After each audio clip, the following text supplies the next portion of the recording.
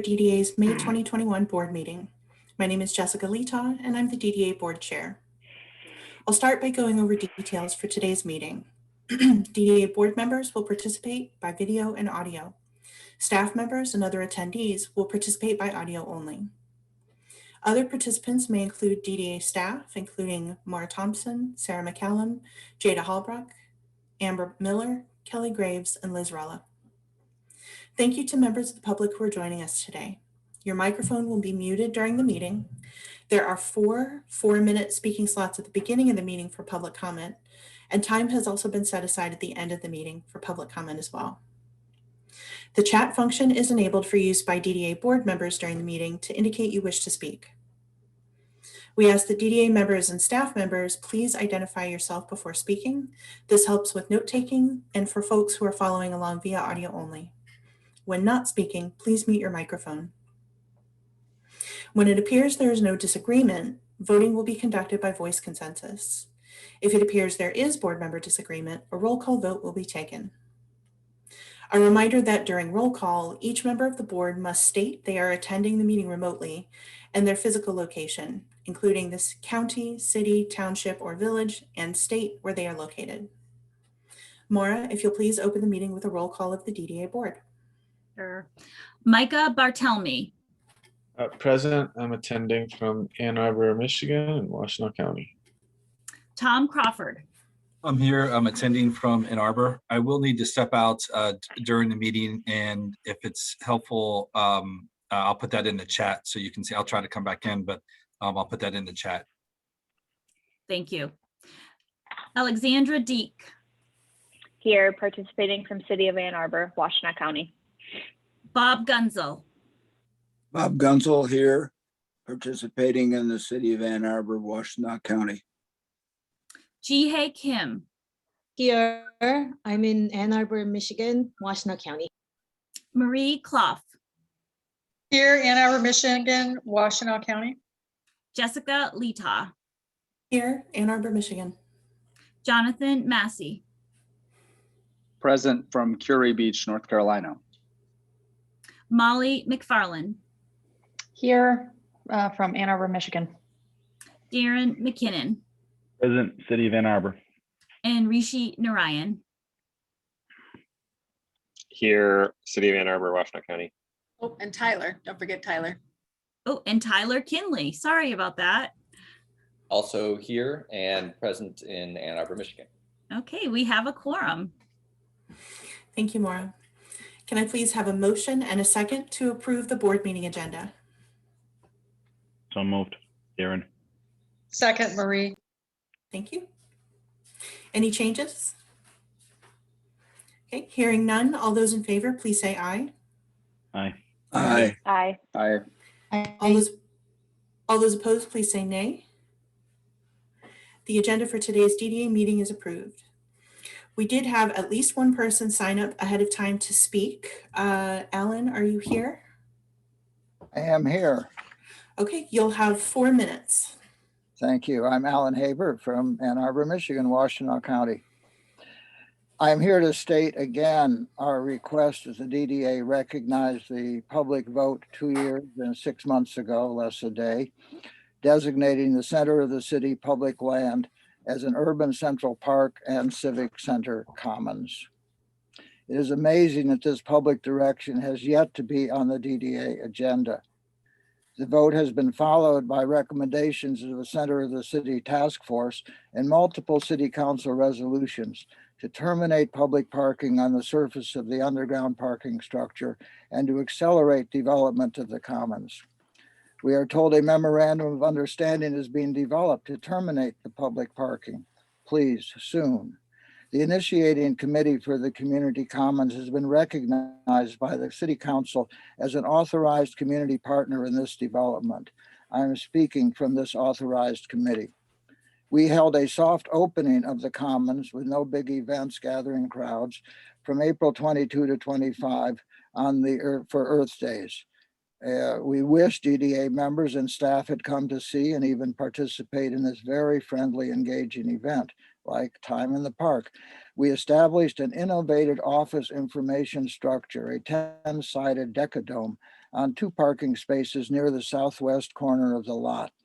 Pictures have been shared with you this morning. We have requested that this structure be allowed to remain on the lot until the memorandum of understanding is finalized, removing all surface parking. Staff told us this would be unsafe and denied the request. We want the board to direct staff otherwise. There is no safety risk. The structure would have its entry doors directed to the south onto the sidewalk along Library Lane, not onto the parking area. It would be easy to put protective cones or barrier fences to protect the structure and its users on the west, north, and east. The structure would serve to indicate DDA cooperation. We have a liability waiver that Commons volunteer staff could save, as do volunteer gardeners beginning the gardening. There would be no liability risk to the DDA. Already there are regular times arranged for the gardening, and other events are being planned and considered. It is foolish to require the disassembly of this information structure after every event. It is well known that a park and civic space generates economic development all around it.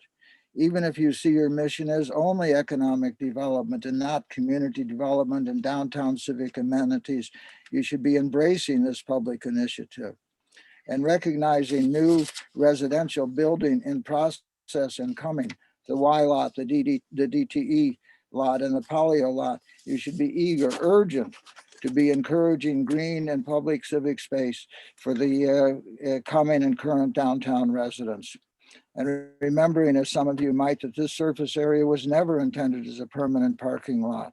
The unusual situation of the last year has reduced parking.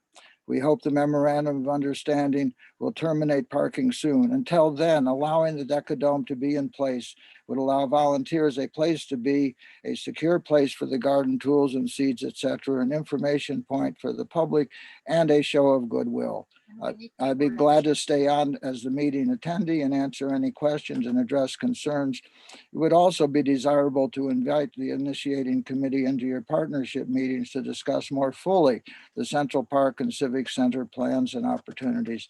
Thank you very much. Please let this structure be in place. It would be good for everyone and goodwill. Thanks a lot.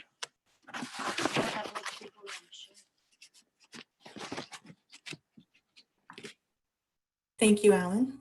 Kelly, can you help me see if there's anybody else who's signed up or is interested in giving public comment? Let's see. I do see a hand raised. Let me look. Okay. Yes, Tom Stolberg.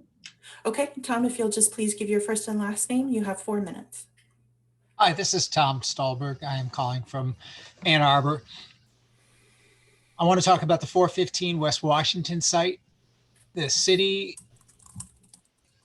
authorized the examination of multiple city-owned properties for the appropriateness for affordable housing to be developed on those sites.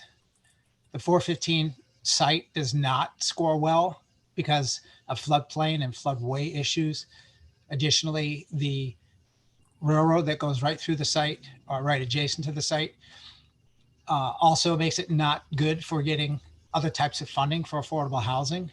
And that's been indicated to you in reports. Most people, if asked, would like to see something done with this site. Exactly what's done with this site would vary by whom you ask. We do recognize that it's in a historic district and it's a floodplain, floodway, has some challenges, and is really not affordable for appropriate for affordable housing to be built on site without other subsidies than what we could expect to get. My concern has to do with how it's going to be developed. And as you fund pre-entitlement for this, that there be an eye kept towards some of the problems. It could be developed under D2, it could be developed under PUD. If it were to be in pre-entitled with the PUD, there would be a way to justify that under the affordable housing mission, because PUDs allow for affordable housing money to be paid into the affordable housing fund in lieu of developing those units on site.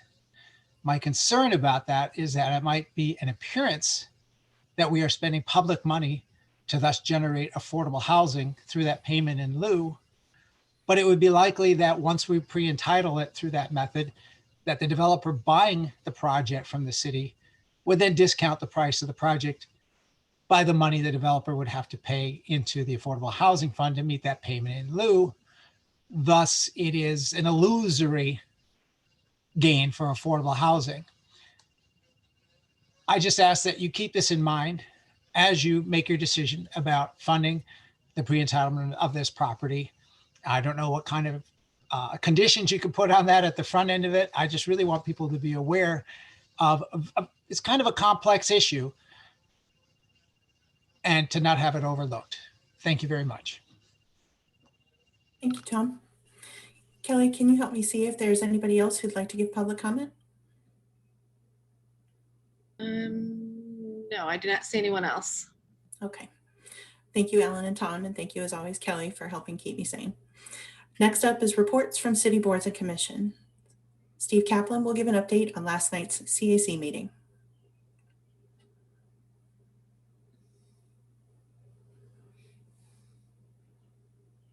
Steve, just noting you're on mute. It's a mantra for 2021.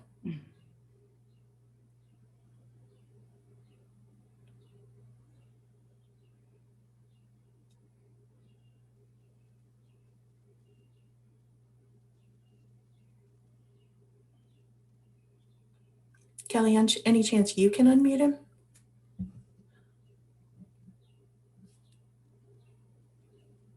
Yeah, I just tried. It won't let me do it. Okay.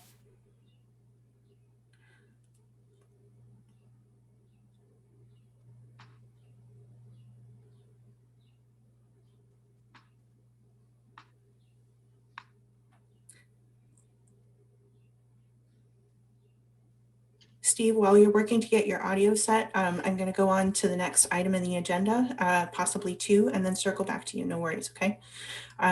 Next up on the agenda is DDA member communications. Are there any board members who would like to share?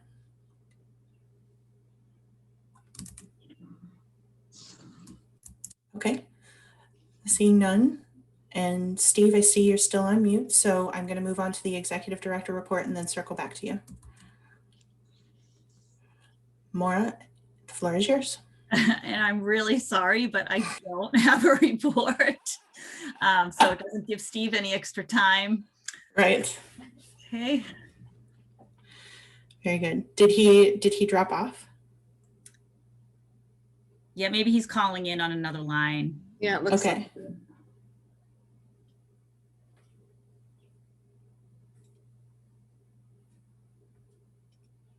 Kelly, did you say it looks like he's calling in? Yeah, I don't see him on, so yeah, hopefully that's the case. All right, so let's move forward with the meeting. Kelly, if you'll help me understand if he's able to cycle back in, and we'll take his report if we can. Okay, at this point, I'd like to ask for a motion and a second to approve the April minutes. So moved.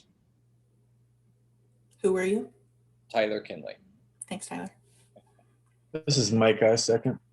Okay, thank you. Any corrections? Okay, hearing none, all those in favor, please say aye. Aye. Aye. Aye. Aye. All those opposed, please say nay. Okay, hearing none, the April minutes are approved. Next on the agenda are the DDA subcommittee reports, beginning with the Affordable Housing and Economic Development, or AHEAD, committee report. I'll turn it over to committee co-chairs, Micah Barthelemy and Tyler Kinley. Thanks, Jess. This is Tyler Kinley. This past month, the AHEAD committee met and we did discuss the resolution to grant $195,000 to the city of Ann Arbor for pre-entitlement work on 415. I'll do a quick synopsis. The City Community Services Department is taking the lead on the 415 West Washington site and is requesting up to $195,000 to hire the Smith Group to conduct pre-entitlement work on the property. The Affordable Housing Commission did not prioritize this site for development due to multiple site challenges, making it ineligible for the typical affordable housing funding options. The DDA previously has approved $75,000 in July of 2019 for the community engagement process that informed the decision to take this site through this pre-entitlement process. The site does have multiple challenges to be considered, including it being in the floodway and floodplain.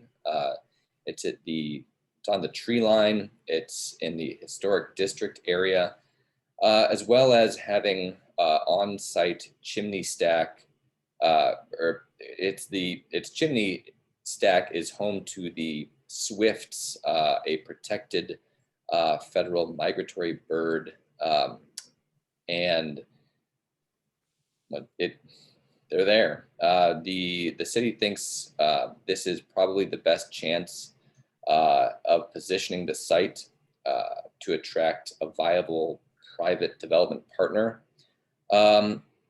The initiative itself, it fits within the DDA's development plan goals to develop public land and to meet community goals. Capacity for this was included in the DDA's fiscal year 22 budget to accommodate this funding request. The meeting itself, we had Derek Delacourt from the city of Ann Arbor and Michael Johnson from the Smith Group to lead us through a very fruitful discussion about the site, and they are with us today to sort of help answer questions. So we will move to, I will ask for a move to, or I always do this wrong, frankly. Do I move it or do I ask someone else to move it? This is an open question. I always do this wrong. So you can move it and ask for a second, and that's the trigger for the discussion. Great, thank you. Again, thanks. So I move forward this resolution to grant $195,000 to the city of Ann Arbor for pre-entitlement work on 415 West Washington, and I ask for a second. I'll second that. This is Micah. Thanks. And is there discussion?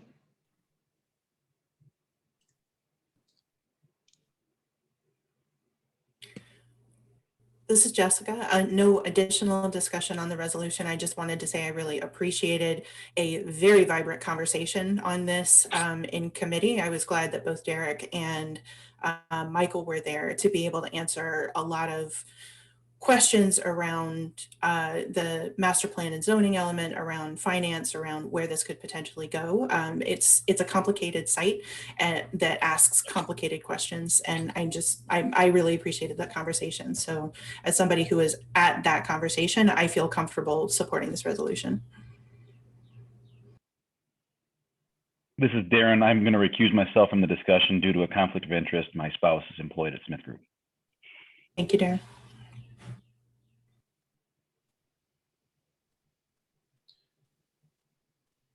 Are there any other questions? You know, in our discussion, we talked a lot about the site itself, the challenges it faces, and some about what the 195 would fund. You know, some of the questions were, you know, about the amount, and it felt to some maybe a bit high, but a lot of the pre-entitlement work is really going to set the stage so that it is a viable site for a developer to take on because of all of its challenges, the floodway, floodplain, the migratory birds being the swifts.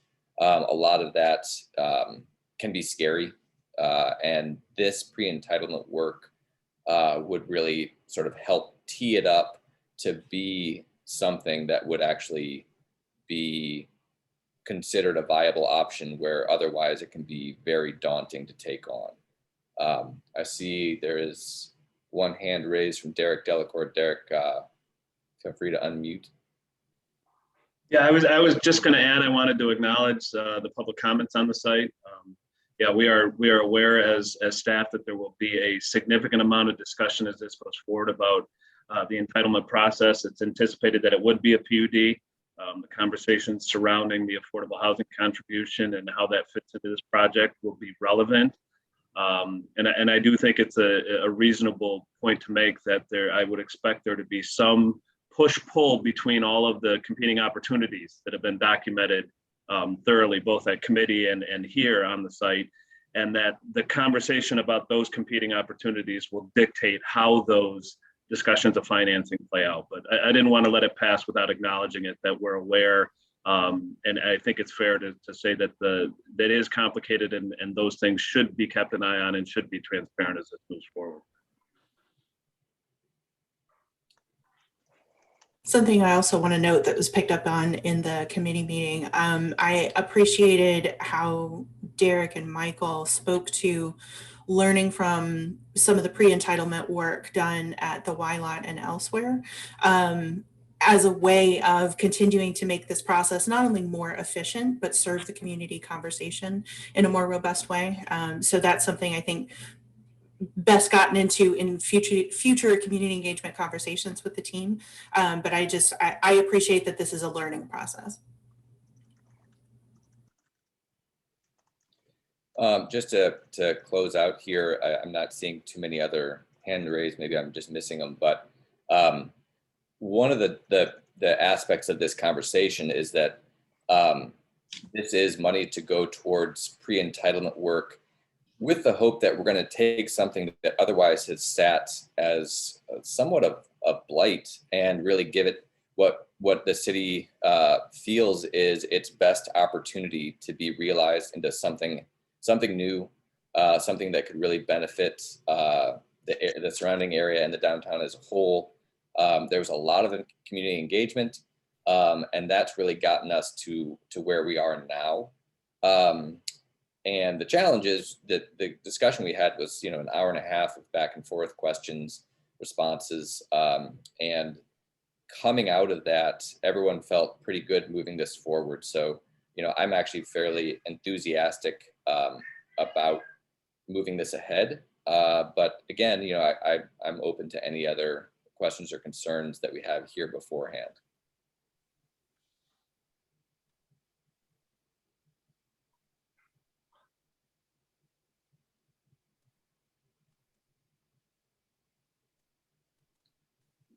Well, we move it to a vote. Yeah, I think we've exhausted our silence there. We didn't hear any more comments. So can we do a roll call here? Justin. Sorry. I don't know that we need to do a roll call here. We'll start with an aye, nay vote. And if we need to, we'll move to a roll call from there. So all those in favor of the resolution to grant up to $195,000 to the city of Ann Arbor from pre-entitlement work on 415 West Washington, please say aye. Aye. Aye. Aye. Aye. All those opposed, please say nay. Okay, and noted that Darren is abstaining from this. The resolution passes. Chair Lita, I'd just like to add from the city's perspective, this is an extraordinarily difficult project and we hope to be successful. But so far the DDA has partnered with us with $75,000 to do the pre-engagement and almost $200,000 now to look into pre-entitlement. This is all a process that would normally be absorbed by the development community, by a private sector developer, and done behind closed doors before the project ever saw the light of day. From the staff and everybody else involved in it, acknowledging how difficult it is, and it's not going to be readily accepted by everybody, I'm sure, whatever the result is. But we appreciate the partnership and the funds to do this in a more public way prior to reaching the development community. I don't think we would have had that ability without the DDA having the funds and the foresight to share them with us. So just our thank yous for that. And we look forward to seeing where it goes, and we'll come back as soon as we have anything. Very good. Thank you for the acknowledgement and very solemn and official high fives to all of us. Thanks, Bill. All right. So we'll take a, I'm sorry, Tyler, go ahead, please. That was, I was saying thank you. Next meeting. Oh, sorry. Yeah, the next meeting for the AHEAD committee is scheduled at 9 a.m. for Wednesday, May 12th, and that is with the full partners. Great, thank you. All right, I'm going to pause before we move to capital improvements. I believe I see that Steve is back on and fully mic'd. Steve, are you here?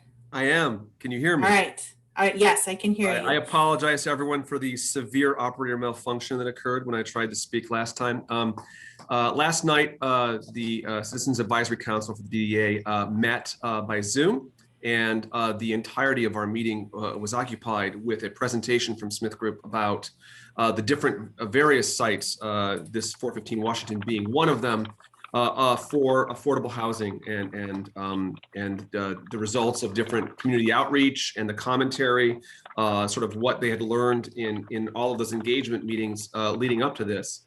And I won't go into the detail of the site by site. I will say there was a robust discussion on each site and the particulars of each one and how they could work and all this. That they all have their particulars and just as was highlighted in the discussion revolving around the 415 Washington site, each one has its own individual challenges.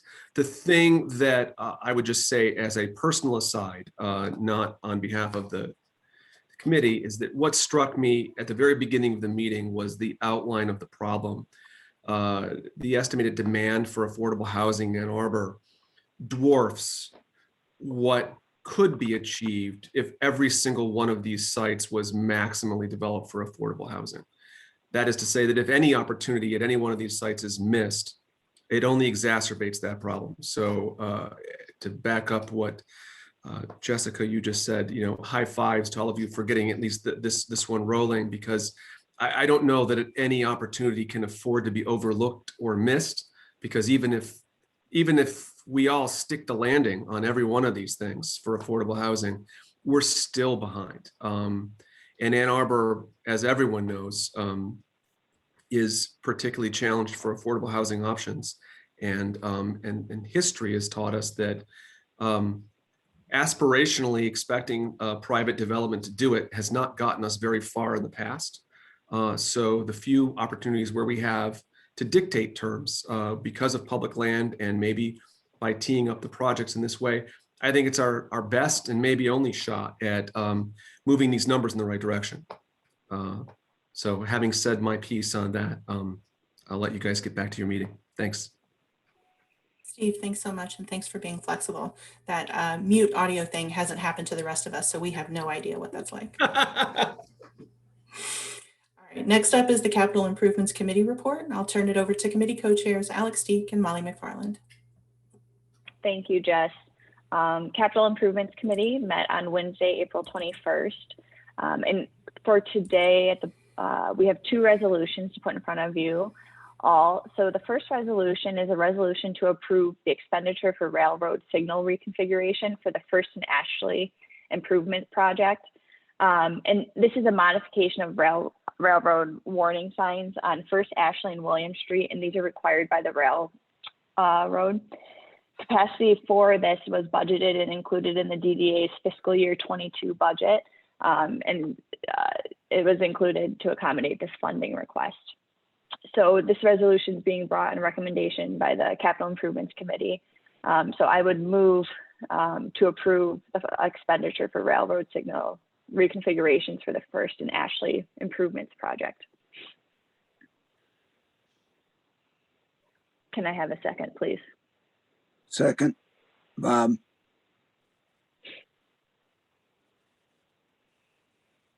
So I think if there's any questions about this, I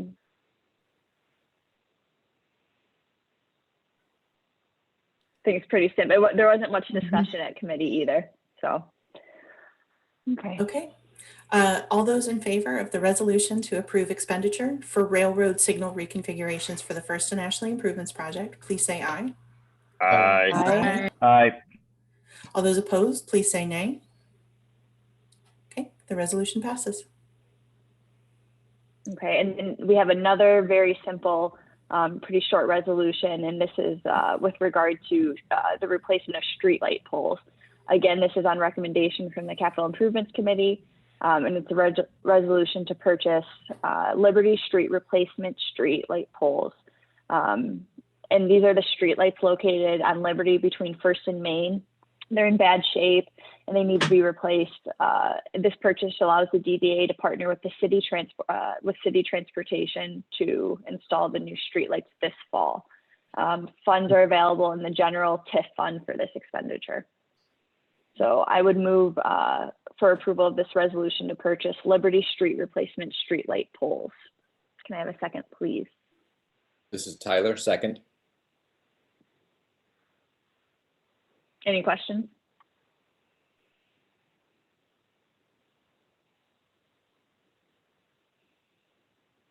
Okay. Seeing none, all those in favor of the resolution to purchase Liberty Street replacement streetlight poles, please say aye. Aye. Aye. Aye. All those opposed, please say nay.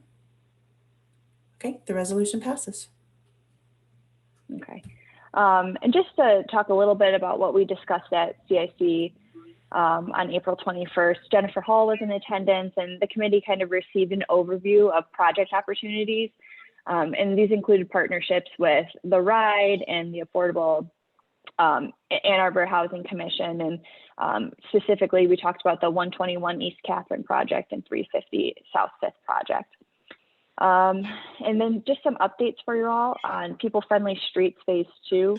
Staff and the project team will bring final project recommendations to the committee and board later this summer. To prepare for those discussions, we spent the majority of the CIC meeting talking about the DDA's next round of projects, again, including working with the Housing Commission and the RIDE to build infrastructure that supports their efforts in the DDA's values. This has included improvements on Catherine Miller to install two-way protected bike lane, to upsize water main, and streetscape and alley restoration. Most of this work would need to take place ahead of the Housing Commission's project at 4th Avenue and Catherine. So that's likely in 2022. Also transit and infrastructure improvements to 4th and 5th Avenue between William and Liberty to help support a future Housing Commission project at 5th Avenue and William. Most of this work would need to take place after the after the Housing Commission project, and this would be likely post 2023. So kind of the second phase of that. Staff worked with Baker Commons, Delana Center, and Miller Manor to survey residents about their travel and access needs, which was a really interesting presentation for the committee. And some key findings from that was that walking and riding the bus are the most used modes by the people, from those communities that took this survey. Car ownership and car use is much lower than the citywide car use and car ownership. Citywide, 20% walk or bike to work versus about 40% of the survey respondents who walked and biked nearly every day. Citywide, 60% drive to work versus about only 10% of the survey respondents. And both infrastructure and policy improvements can help meet DDA values for equitable access and inclusive community, ranging from improving safety and ADA access to supporting and expanding programs like the Go Pass. And at our next CIC meeting, we'll talk about additional project opportunities, including South Main, North Main, and 5th, and Division two-way restoration and curbless street design on State Street to kind of support some of those equitable goals. Amber is available to answer any questions relating to the Phase 2 people-friendly streets. With regard to First and Ashley construction update, First Street, concrete placement continues on First Street at the Kingsley Bend. Path and gutter are substantially complete. Concrete road base is currently being constructed in preparation for the pavers, which will be installed in the next few weeks. The first layers of asphalt are expected to be placed in late May. And with regard to Ashley Street, concrete curb, sidewalk, and road base will be substantially complete this week at Washington. Contractors installing the storm sewer, signal foundations, and electrical conduit on the west side of the intersection this week and next week at Liberty. Ashley and Liberty will be closed to traffic during the day this week and next week to allow reconstruction at the intersection. And the first layers of asphalt are expected to be placed mid-May. Signal foundations on the north side of Huron will be installed next week. And Liz is here to answer any questions with regard to the construction update. And that's it. Any questions? Okay. The next CIC meeting is Wednesday, May 19th at 11 a.m. Great. Thanks, Alex. Next up is the Operations Committee report. I'll turn it over to Committee Chair Darren McKinnon. Thanks, Jess. I have a resolution to move and ask for a second for the providing a grant to fund the Go Pass and Get Downtown program.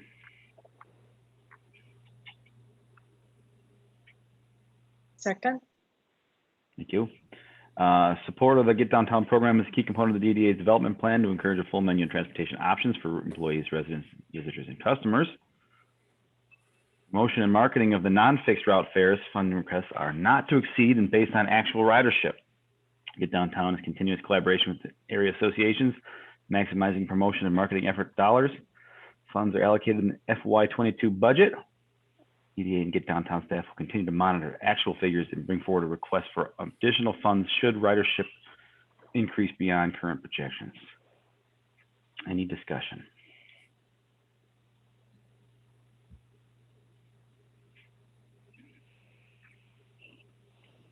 Seeing none, I guess we can vote. Okay, all those in favor of the resolution to fund the Go Pass and Get Downtown program for fiscal year 22, please say aye. Aye. Aye. All those opposed, please say nay. Okay, the resolution passes. Okay, we also received an update on our financial performance of the parking system, and it's now being shown on your screen.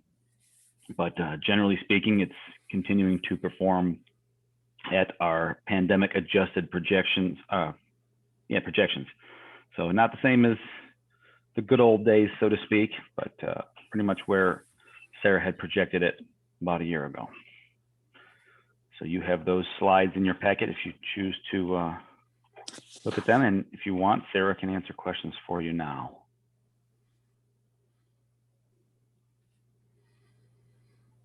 I know everybody loves this information. Okay, if there's no questions for Sarah, we can talk about the parking operator contract bid process. We had another exciting presentation from Walker Consultants, who delved into a number of exciting contract clauses that the contractor slash negotiator and me enjoyed hearing about. And we've brought Walker on to remind you to help put together a new form of contract. Republic Parking's contract will be extended for the next fiscal year, and then after that, it's due to expire.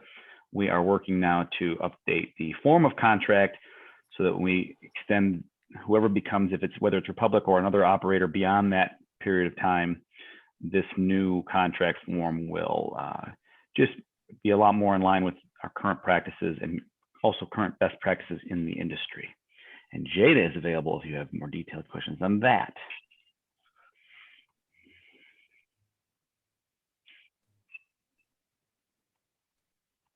I know, it's always such an exciting report from the parking operations.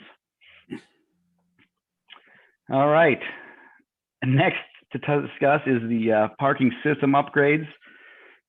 As you'll recall, we purchased all new equipment to replace the antiquated Montague systems with new TIBA equipment. That installation is ongoing on a garage by garage basis, and they're currently working on Ann Ashley garage.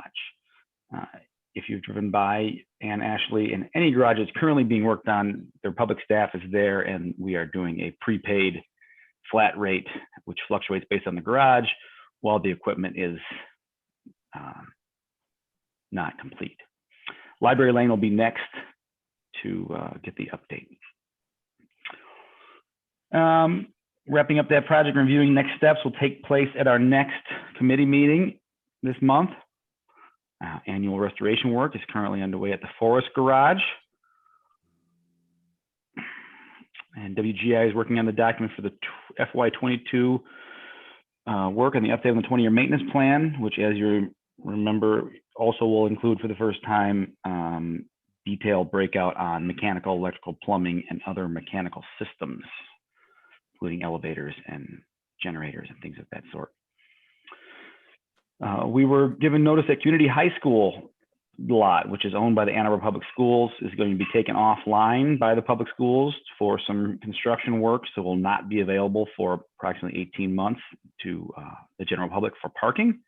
So the DDA staff is working with the public schools and the Carytown Area Business Association to create communication plans and signage for how that loss of that parking will affect the area during the interim. And there's also an amendment to the parking agreement that will reflect that change. The RIDE is accepting applications for a new public advisory group for its long-range project plan project, sorry. The RIDE 2045 it is called. And Jada is available still if you have more questions.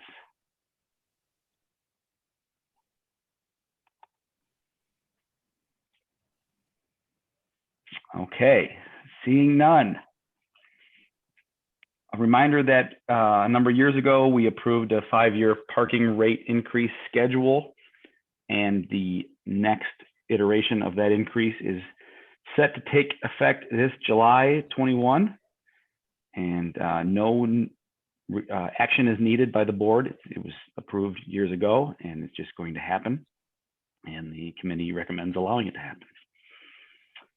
Our next operations committee meeting will be Wednesday, May 26th at 11 a.m. Thank you all for listening to me drone on about parking excitement. Thank you, Darren, for the operations party. Next up is the Finance Committee report. I'll turn it over to committee co-chairs Bob Gunzel and Marie Klopf. So I will be really quick. We did not have a meeting because there were no agenda items. So the next meeting is scheduled for Thursday, May 27th at 9 a.m. Easy enough. Thank you. Appreciate it. All right. Next up, we have the Executive Committee report. We'll start off with DDA attorneys Jerry Lex and Jeremy Kennedy joining us today. They're going to provide us about a 10-minute overview of the proposed amended conflict of interest language in the DDA bylaws. Jerry and Jeremy, you can start whenever you're ready.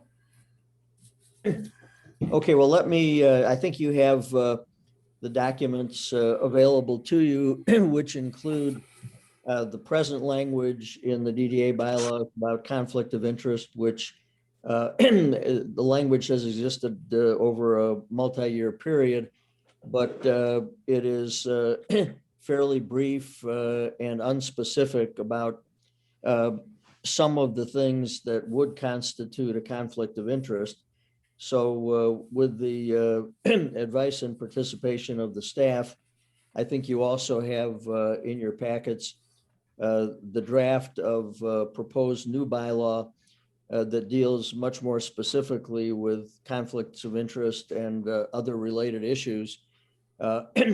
And what the board is being asked to consider is adoption of new bylaw language that deals far more specifically with this question. And as you'll see it in the introductory language, 3 examples are given of situations that would constitute a conflict of interest, although this does not necessarily exhaust the things that might fall into that category. But these deal more specifically with such circumstances as a board member having a specific financial or beneficial interest in a matter, a provision which would have to do with the board consideration of issues related to property which the board member has an interest in or which is adjacent to that property, and situations where the applicant is a board member or someone related to the applicant. And then there are additional provisions which have to do with things like who can speak for the DDA, and to make it clear that if someone doesn't have authority to speak for the DDA, that person should make it clear that he or she may be expressing, as they have the right to do, an opinion about a matter, but are not doing it in behalf of the DDA.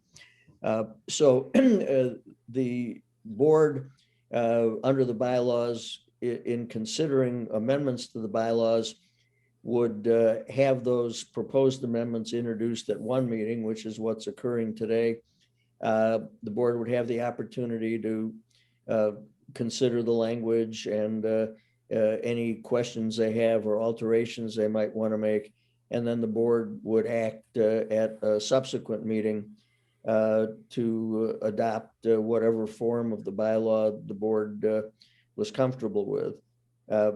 So again, this is an effort, significantly at the recommendation of the staff to tighten up the language and make a bit clearer what kinds of circumstances would constitute a conflict of interest and would therefore excuse a board member from participation in discussions or voting on items that fall within that category.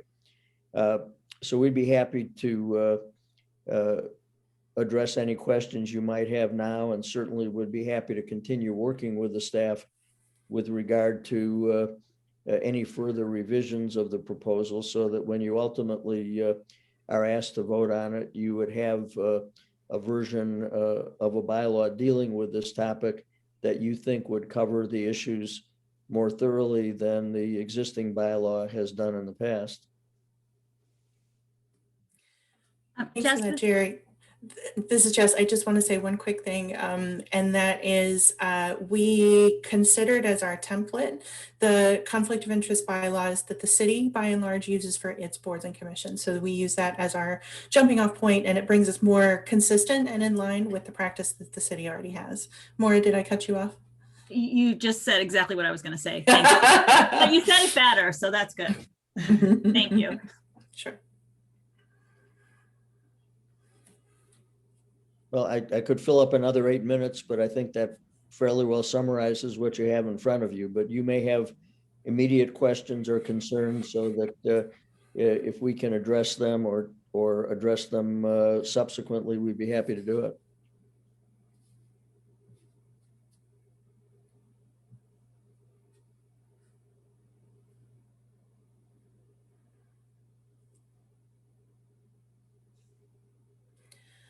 Okay, so the expectation is we've got the conflict of interest language in front of all of us as board members now. You have the opportunity to respond if there's anything you have questions about or might like to see amended. Please do consider this over the next month, and then at the June board meeting, this will come back for a vote, and if approved, be adopted into the DDA's bylaws.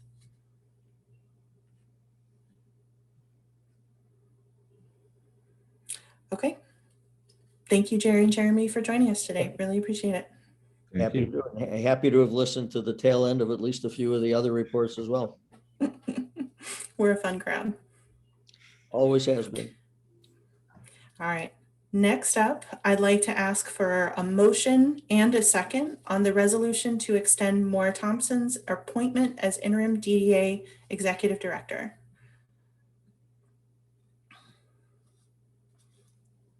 So moved. Thank you, Bob. Can I have a second? Second. Second. This is Alex. Thank you, Alex. I appreciate it. All right. So this is to acknowledge the fact that we had initially appointed Maura as interim executive director of the DDA until the earlier of May 31st, 2021, or the date on which the executive director begins his, her, or their duties. We are about 3 weeks off of our original timeline, not too far, and don't really anticipate any other major changes, but do need to make sure that we are keeping up with our paperwork, essentially. So this resolution extends those duties at least through July, which is when we anticipate making the next appointment. It's possible that it will extend a little bit beyond that, depending on when the new person is able to start. But this allows for that uncertainty. So any questions or discussions on this resolution?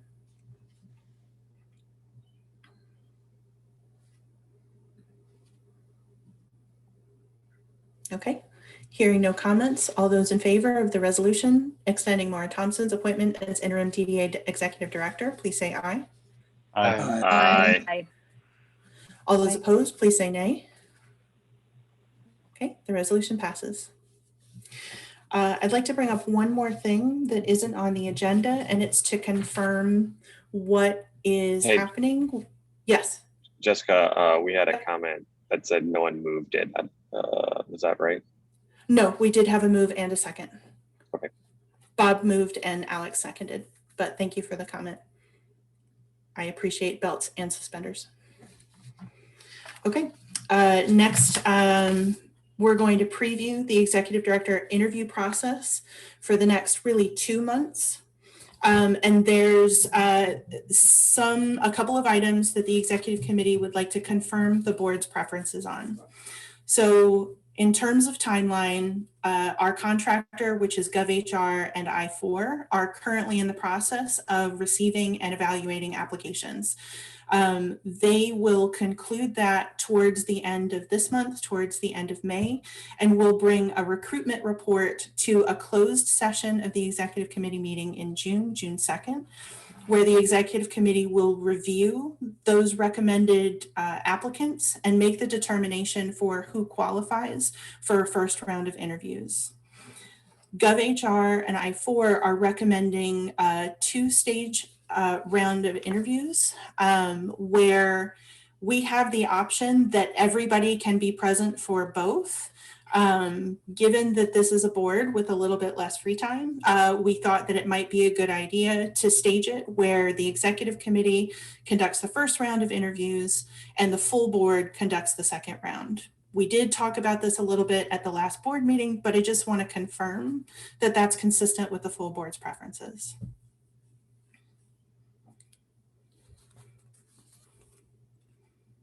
I'm seeing nodding. So I'll take this as a general yes. We have some more specifics to get into, but this is a good place to start. So the first round would be EC only. We would vet out certain candidates and recommend to the second round. Out of that second round would come the final recommendation for the executive director. The second thing to talk about is that right now, what's on the table is that GovHR and I4 have recommended 2 consecutive Saturdays in June for those interviews, June 12th for the first round and June 19th for the second round. In discussion in executive committee today, there's a strong feeling that that's a not really doable ask, especially for June. And so the request on the table right now is that one or both rounds would be 2 weekday evenings, and the other would be either 2 weekday evenings or one of those Saturdays. Everything that we're talking about is generally in the area of the weeks of June 7th, June 14th, and June 21st. So what I'm looking for from the board is a general idea of what you'd like to see, given that you're not on EC, you'll be there for the second round, which would be not the week of June 7th, that would be the 14th and the 21st. If you'd prefer to see a marathon on a Saturday, or if you'd prefer to break it up over 2 weekday evenings.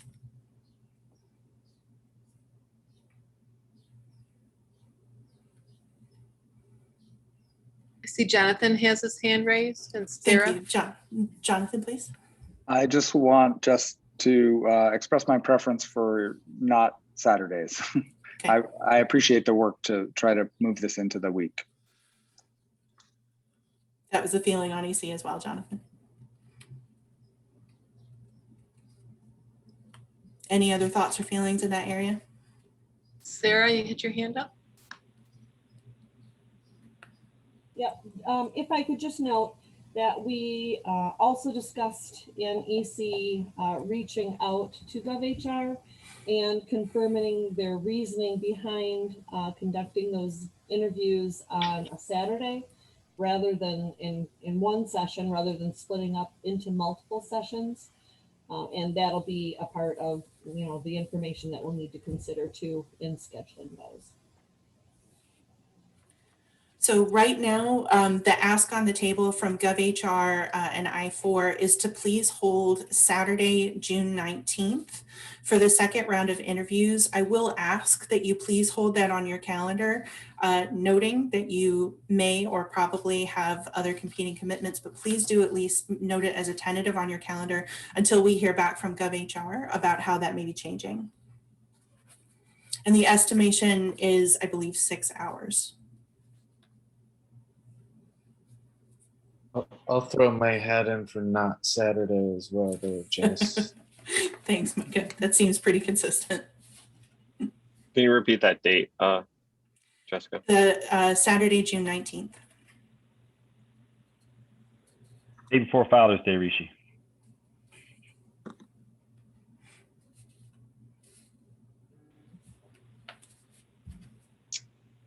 Any other thoughts, questions, feelings on this?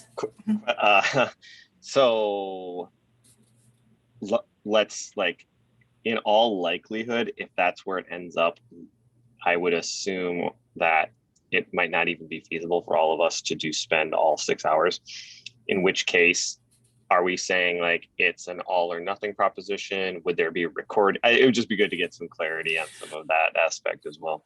For sure. And we did talk about that at EC. So where we've tentatively landed, again, based on pending feedback from GovHR and I4, is that it's not all or nothing, that we would ask you to participate to the extent that you're able and evaluate those candidates for which you're able to be there for those interviews. There was discussion about possibly recording the interviews, and for the ones that you're not able to be there for, evaluating after. That can be sticky, and it's not necessarily something that we're advocating for, but I think at a baseline, what we can say is not all or nothing. If you can show up for some but not for others, we can probably account for that in the benchmarking and evaluation. Jess, could I jump in with one other question? Yes. Sorry, this is Jonathan. How is in the hiring process, how are we evaluating and monitoring the diversity of our candidate pool and ensuring that we're at least maintaining the diversity in the initial pool moving forward? That's a really good question. I'll start answering that, and then I'll offer it to the rest of the executive committee for additional thoughts and feelings. Jonathan, what you're saying was a pretty high priority for us in the conversation, both around the selection of the company that we ended up going with and how they're putting together the job description and the job search itself and how they evaluate candidates. One of the things, because we have been emphasizing a hopeful diversity, both of pipelines and eventual candidates, is that we may be looking in non-traditional areas. So we're not necessarily looking for people who are municipal employees with an experience in the downtown. We may be looking for people who have experience managing complex political situations and a large group of stakeholders, but that may come from the nonprofit sector, for example. We also are agnostic on the region from which these candidates are being pulled, understanding that Washtenaw County, Southeast Michigan, our region in general, may not necessarily hold like the candidate or the group of candidates that may be an actually great fit for this position. One of the reasons that we went with GovHR and I4, and the reason that I say that, so GovHR is the firm with whom we have the contract. I4 is the recruiting arm of the National Forum for Black Municipal Employees. I'm getting that name wrong, but that's who they are. I4 only contracts with GovHR, and they have, as far as we can understand, a really robust and very healthy relationship for non-white and otherwise diverse employees in the municipal sector. So that's what I can say specifically to your concerns. I open it up to the EC for anything that I may have forgotten. This is Darren. Jonathan's question for people that are on the EC, we know that that's been kind of one of our guiding principles going through, but it made me realize I don't think that GovHR has given a presentation to the full board. And I wonder if, in addition to asking them to join our executive committees, that maybe next month we set aside a few minutes for GovHR and I4 to give the full board an update on where we're at with the process. And I don't think anybody else on the full board has even seen those folks or talked to them. Mm-hmm. Anybody else think that that's appropriate? I'd be interested.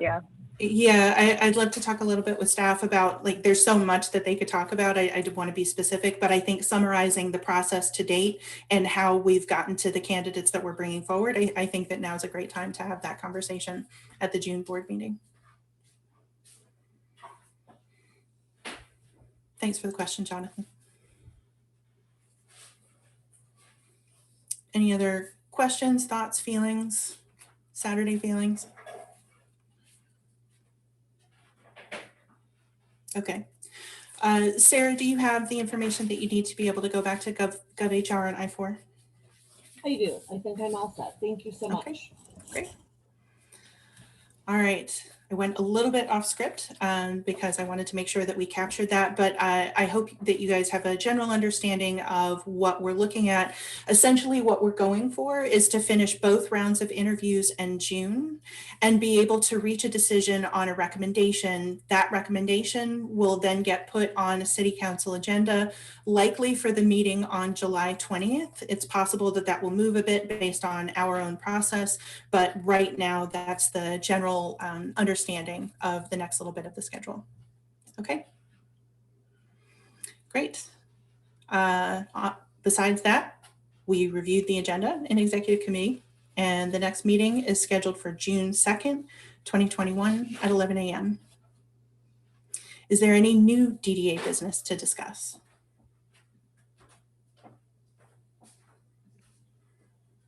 Okay, seeing none. Kelly, can you help me understand if there are members of the public who wish to address the DDA board? So I do see a few people on, so I guess we'll go through the routine of what they need to do. All right, I will read out the instructions and you can decide if you'd like to raise your hand. If you're attending by computer or phone with the Zoom app, please use the raise your hand function and Kelly or I will call on you. At that time, please unmute your microphone, state your first and last name and share your comments. If attending by phone or audio only, please unmute your microphone and request a comment and I will call on you. We ask that you please state your first and last name and share your comments. You'll have up to 4 minutes to speak. Maybe they don't want to see us. Eric Lipson.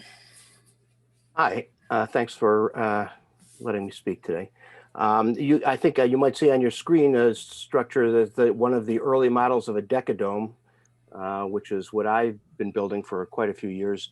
And I have volunteered to donate one of my units to the Commons if and when the time is appropriate. And this could be a temporary or permanent structure to act as an office space to keep eyes on the park, among other things, on the area of the Commons.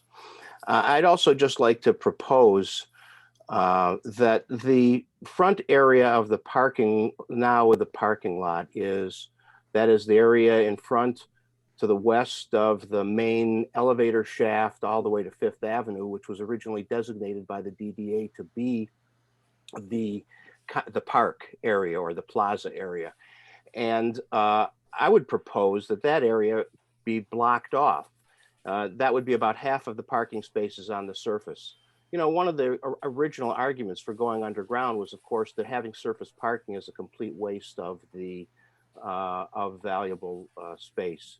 And now the city has voted to turn that into a park or a common space, and it's been 3 years and nothing has happened.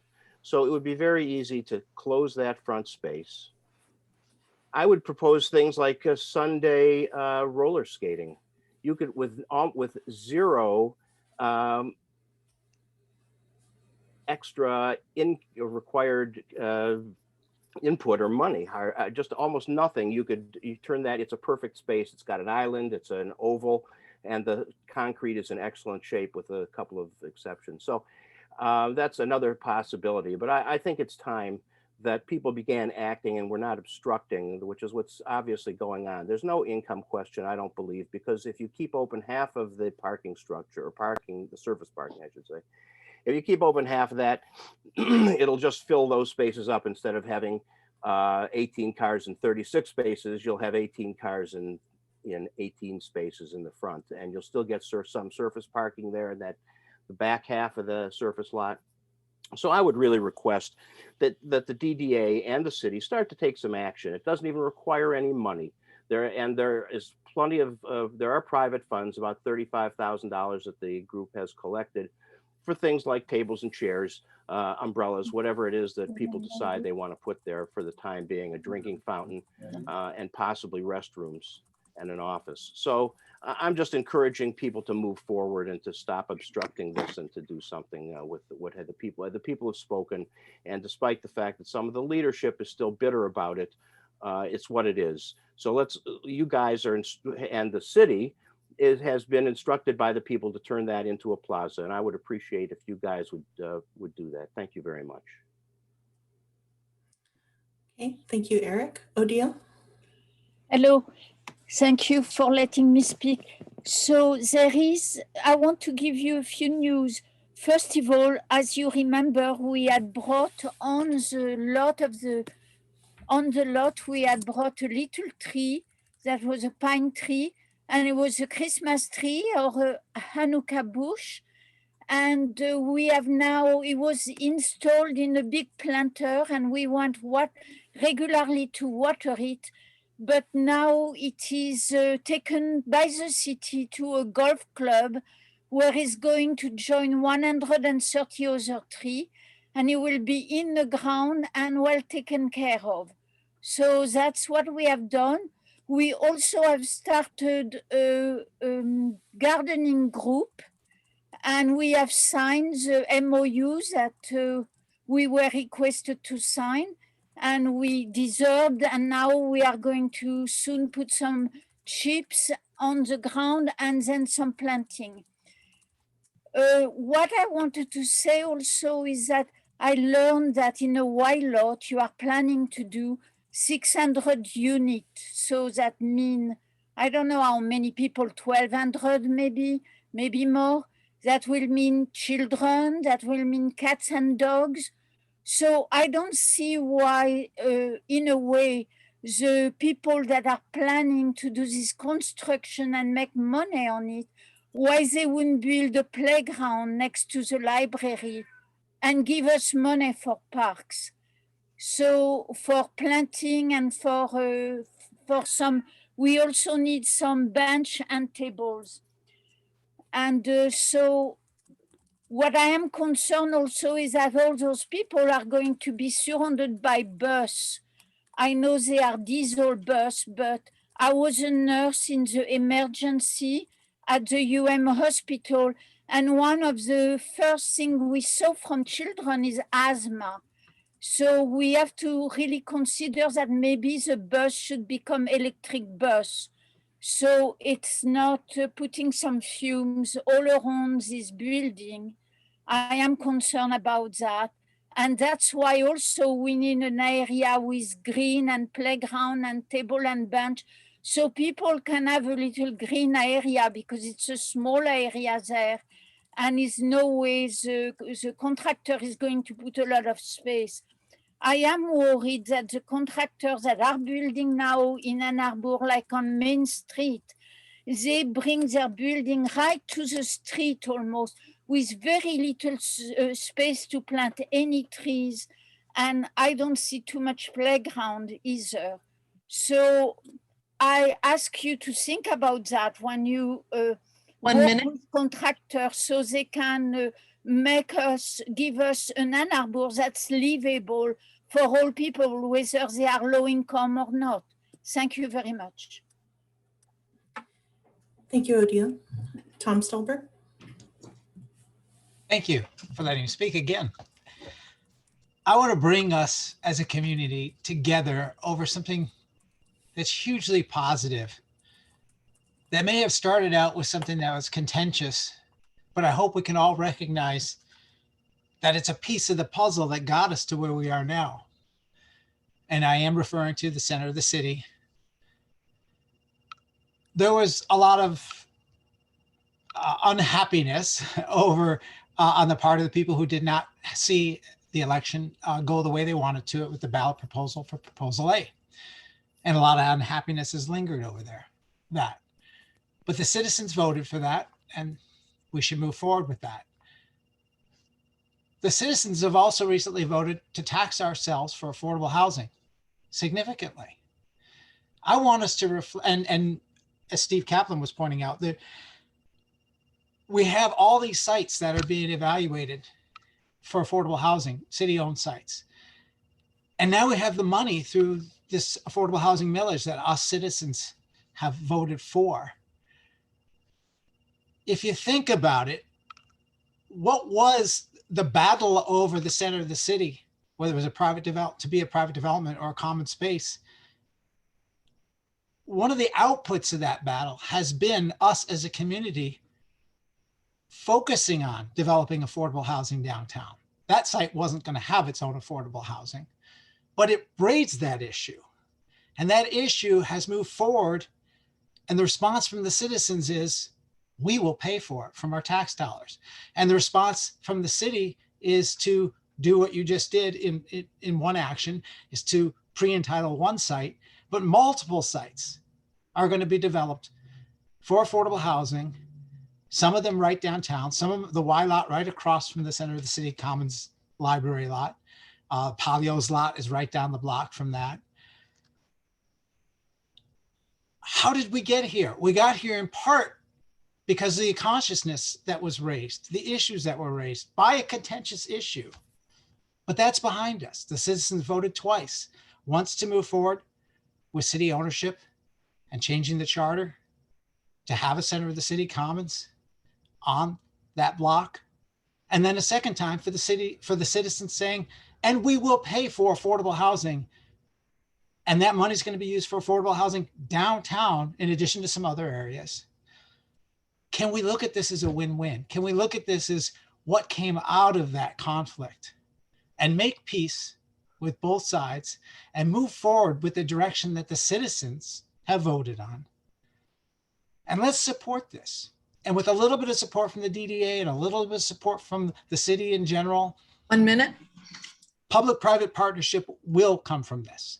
I know some people have said they're really looking for private money to be raised, and people are trying that and working on that. I'm not part of that effort, so I can't report specifically what they've raised, but I've been told a number that's, I don't know, $30,000, $40,000 maybe already. May not be a huge figure, but it's a start. They're making an effort.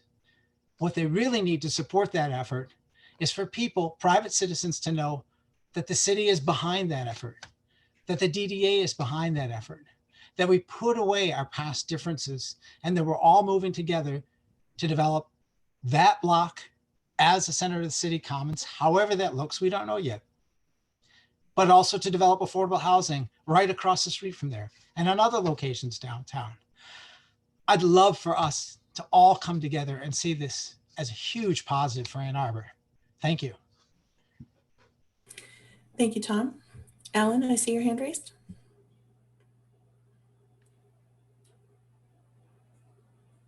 Hello, is that me? That's you. Oh, hi. You missed my picture. Well, I really appreciate what Tom said, what Odile said, what Eric said. I just hope, I spoke just for the very limited, let's have 2 parking spaces so there can be a place to represent and have volunteers and see that this is a beginning and an information point. It's going to be a park as sort of the park ranger station and tables and chairs when we can get that, but just to begin.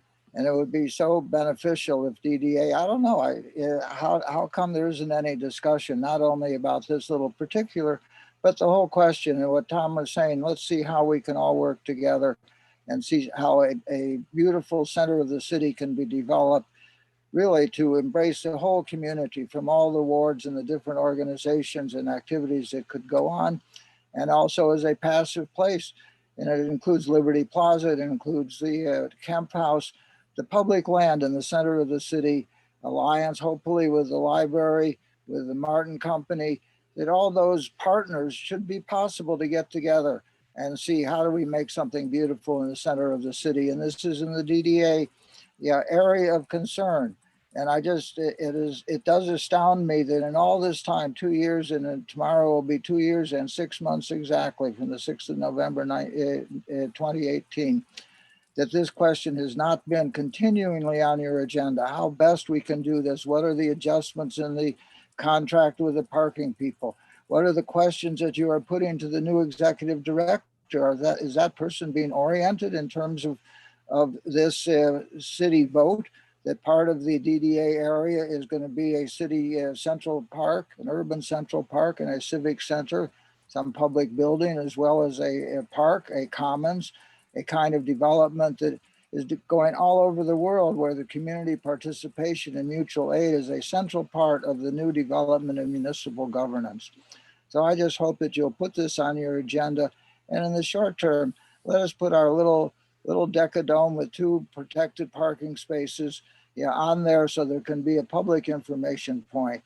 As long as this is all kept inside the bureaucratic meetings and Zooms now, rather than out in the open, people have a sense that this is all being suppressed rather than encouraged. Please encourage. It'll be an act of goodwill, and everybody will be a lot happier, including me, which is important to me.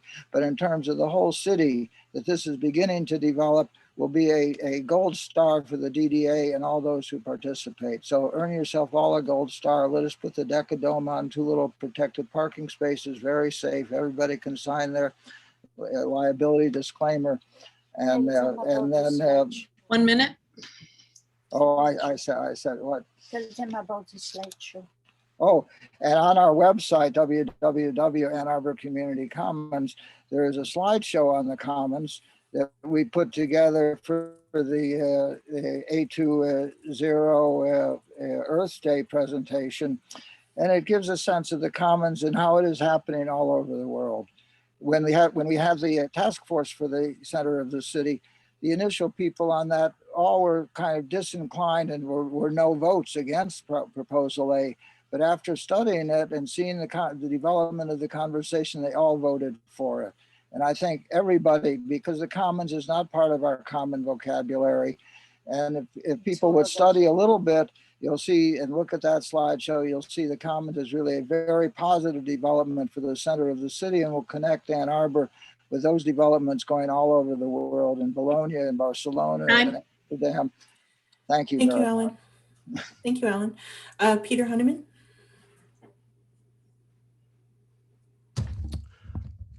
Hi, thanks a lot. Thank you for funding the 415 West Washington pre-entitlement. DDA is so helpful in providing funds for things that like that the city has trouble scraping the money together for. You all know that council a few years ago, the city came up with an estimate that we have a need for 2,800 affordable housing units over the next 20 years, and we're really having trouble keeping up with that commitment. I think the work that the Housing Commission is doing in developing city-owned property is essential, and the millage is part of that. So the West Washington is part of a larger puzzle, but the millage will only pay for something on the order of 1,500 additional units. And of course, there's a crisis in housing demand at all levels, affordable and market rate. So I do appreciate DDA doing all that it can to encourage the further development of housing in the downtown area and helping to meet that crisis. Thanks. Thank you, Peter. Kelly, can you help me see if there's anybody else who'd like to give comment? I think we're set, Jessica. Okay. And that sets our record for a while. So thank you, everybody from the public for attending and for giving comment. The next board meeting will be on Wednesday, June 2nd, 2021 at 12 noon. I'd like to ask for a motion and a second to adjourn the meeting. This is Micah, so moved. Rishi, second. Very good. All those in favor, please say aye. Aye. Aye. All those opposed, please say nay. We are adjourned. Thank you, everyone. Everybody.